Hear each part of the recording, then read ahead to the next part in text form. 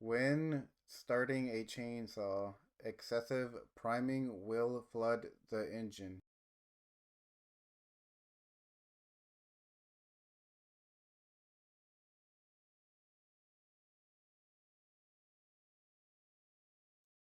With a flooded chainsaw, the trick is to stop priming and add more air to the mix.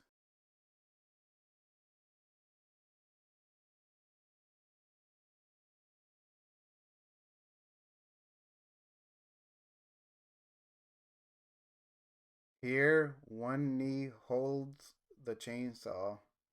The throttle and pull cord are used to start the engine.